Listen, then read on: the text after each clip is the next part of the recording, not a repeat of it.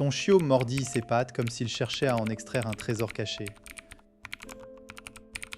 Tu observes un mélange d'inquiétude et d'agacement en te demandant si c'est juste une phase ou le signe d'un problème profond. Peut-être as-tu déjà consulté Google pour tomber sur des forums où se mêlent allergie, ennui, anxiété et parfois même un mot inquiétant, automutilation. Avant de paniquer ou d'acheter le énième jouet à mâcher, arrête-toi. Ce comportement apparemment anodin cache souvent un mécanisme bien plus subtil que ce que les idées reçues laissent entendre.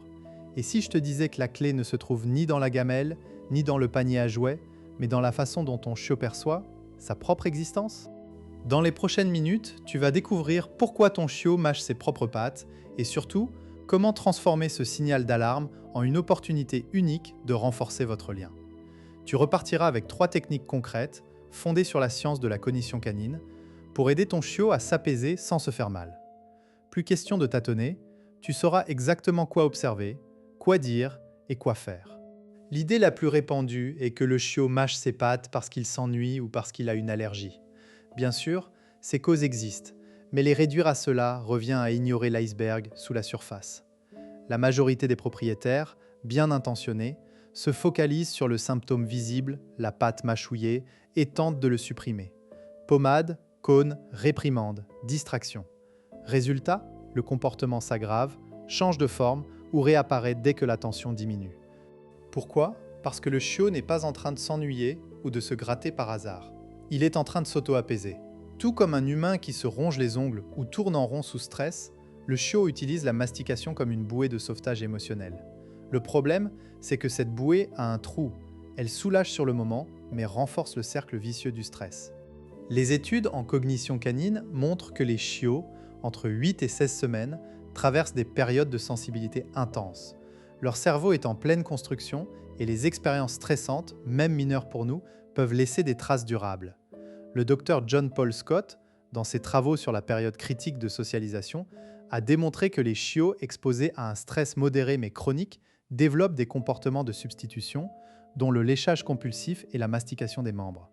Ce n'est pas un caprice, c'est une tentative de régulation émotionnelle qui a mal tourné. Voici le mécanisme que personne ne t'explique. Le cerveau du chiot, face à un inconfort persistant, interne ou externe, active une boucle de rétroaction sensorielle.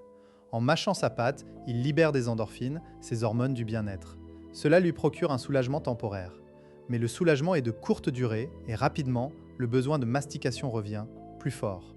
Le chiot apprend que mâcher sa patte, se sentir mieux. Le comportement s'auto-renforce. Ce n'est donc pas un problème de discipline ni de santé, dans la plupart des cas. C'est un problème de stratégie d'apprentissage inefficace. Le chiot a besoin d'outils pour gérer son stress et s'il n'en a pas, il improvise avec ce qu'il a, ses propres pattes. Prenons l'histoire de Margot, 34 ans, professeure des écoles à Lyon. Elle a accueilli un Golden Retriever de 10 semaines, nommé Pablo. Tout se passait bien jusqu'à ce que Pablo commence à mordiller sa patte avant gauche, d'abord le soir, puis de plus en plus souvent. Margot a d'abord cru à une allergie. Elle a changé de croquette, essayé des compléments alimentaires, sans succès. Le veto a prescrit une crème au goût amer, mais Pablo léchait la crème et recommençait. Margot était épuisée. Un soir, en rentrant du travail, elle a trouvé Pablo allongé sous la table de la salle à manger, le regard vide, la patte trempée de salive. Elle s'est assise par terre, à côté de lui, et a posé sa main sur son dos. Pablo a arrêté de mâcher, a levé les yeux, puis a posé sa tête sur ses genoux. Ce moment d'apaisement partagé a tout changé. Margot a compris que le problème n'était pas la patte, mais l'état interne de Pablo. Elle a ensuite observé les moments où Pablo mâchait, systématiquement après une séance de jeu intense, quand elle quittait la pièce, ou quand il y avait du bruit dans la rue.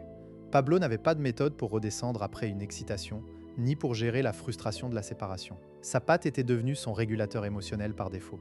Margot a alors mis en place une routine.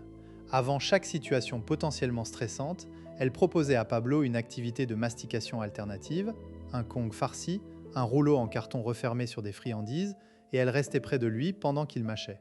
En quelques jours, les épisodes de mastication des pattes ont diminué de 70%.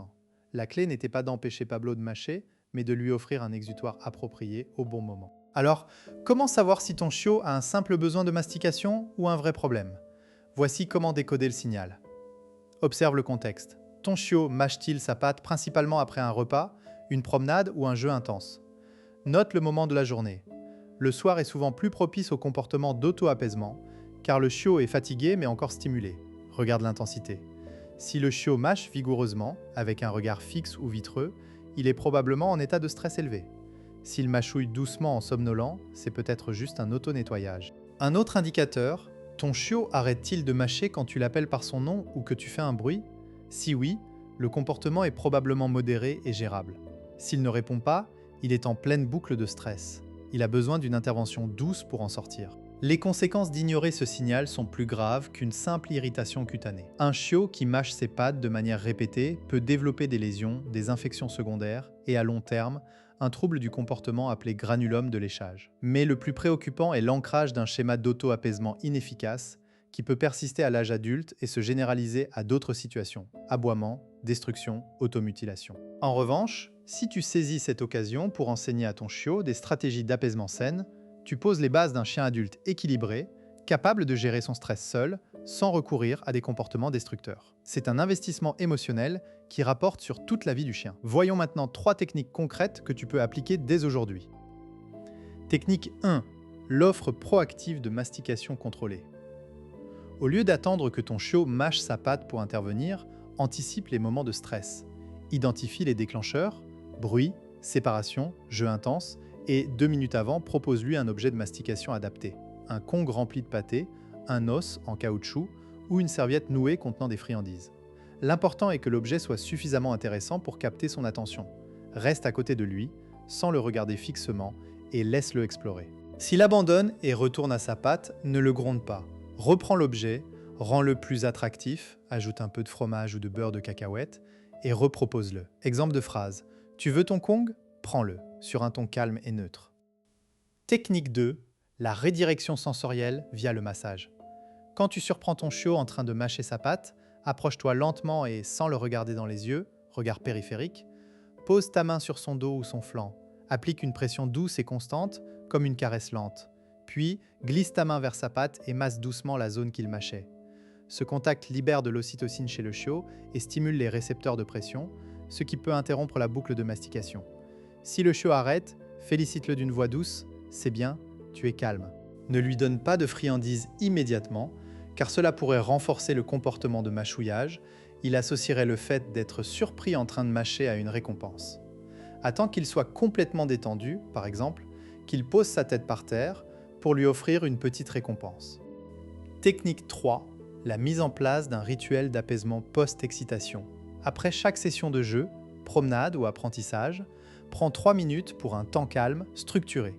Emmène ton chiot dans un endroit calme, son panier si possible, assieds-toi par terre à côté de lui et pose tes mains sur lui, une sur le thorax, une sur son dos. Respire lentement et profondément en comptant jusqu'à 4 à l'inspiration et 6 à l'expiration. Les chiots sont très sensibles à la respiration de leur humain. Ils synchronisent leur rythme cardiaque avec le tien. Au bout de quelques respirations, ton chiot commencera à bâiller, à cligner des yeux ou à poser sa tête. Ce sont des signes de relaxation. Ce rituel lui enseigne que le calme vient après l'excitation et qu'il n'a pas besoin de sa patte pour redescendre. Exemple de phrase de début de rituel. On se pose, dite d'une voix basse. Mais si mon chiot mâche sa patte à cause d'une allergie, ces techniques ne risquent-elles pas de masquer le vrai problème? Cette objection est légitime. C'est pourquoi, avant d'appliquer ces techniques, assure-toi d'avoir consulté un vétérinaire pour écarter toute cause médicale. Si le véto n'a rien trouvé, alors tu peux être confiant. Le comportement est bien d'origine comportementale. Par ailleurs, ces techniques ne sont pas des cache-misères. Elles agissent sur la cause profonde, le stress, plutôt que sur le symptôme. Même s'il y a une allergie légère, ces techniques réduisent le stress qui exacerbe les symptômes inflammatoires. Et si mon chiot continue malgré tout? Dans ce cas, il se peut que le comportement soit déjà bien ancré ou que le stress soit plus important que prévu. Ne désespère pas, la cohérence est un meilleur allié. Il faut compter en moyenne 2 à 3 semaines pour qu'un nouveau comportement d'apaisement remplace l'ancien. Si au bout de 3 semaines de pratique régulière, tu ne vois aucune amélioration, réduction d'au moins 50% des épisodes, il peut être utile de consulter un comportementaliste canin spécialisé en cognition. Pour terminer, souviens-toi que ton chiot ne mâche pas sa patte pour t'embêter ou parce qu'il est malade. Il fait de son mieux pour gérer un monde encore trop grand, trop bruyant, trop imprévisible. En lui offrant des outils de régulation émotionnelle, tu ne fais pas que régler un problème de mastication. Tu construis la confiance et la sécurité qui l'accompagneront toute sa vie.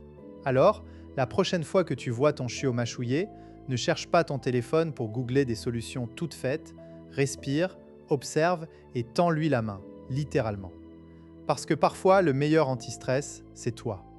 Si ce contenu t'a éclairé, abonne-toi à Cognition Canine et active la cloche pour ne pas manquer les prochaines clés scientifiques pour comprendre ton chien. Et si tu veux aller plus loin, laisse en commentaire l'âge de ton chiot et les moments où il mâche ses pattes. Je réponds aux questions les plus pertinentes en vidéo. Ensemble, faisons de la science canine un levier pour une relation plus riche avec ton meilleur ami.